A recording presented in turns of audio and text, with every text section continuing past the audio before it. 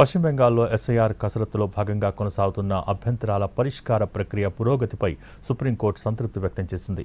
Voter జాబితాలో పేర్ల తొలగింపు, జాబితాలో చేర్చకపోవటానికి సంబంధించి మొత్తం 60 లక్షల అభ్యంతరాలు వచ్చాయి.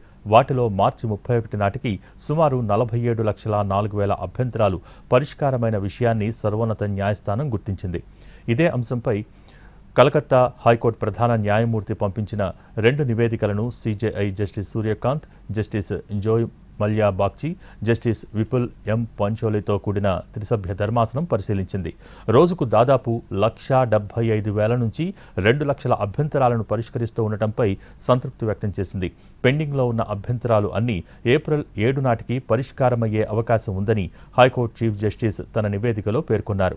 దీంతో బెంగాల్ సీఎం మమతా బెనర్జీ దాఖలు చేసిన పిటిషన్స్తో సహా అన్ని పిటిషన్లపై తదుపరి విచారణను ఈ నెల 9కి సుప్రీంకోర్టు వాయిదా వేసింది.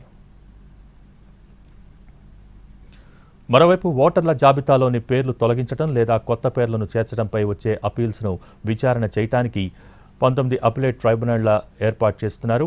హైకోర్టు మాజీ ప్రధాన న్యాయమూర్తులతో ఈ ట్రైబ్యునల్స్ ఏర్పాటు చేసినట్టు సర్వోన్నత న్యాయస్థానానికి ఎన్నికల సంఘం తెలియజేసింది. ఓరియంటేషన్ కార్యక్రమం ముగిసిన తర్వాత ఈ ట్రైబ్యునల్స్ పని ప్రారంభిస్తాయని పేర్కొంది.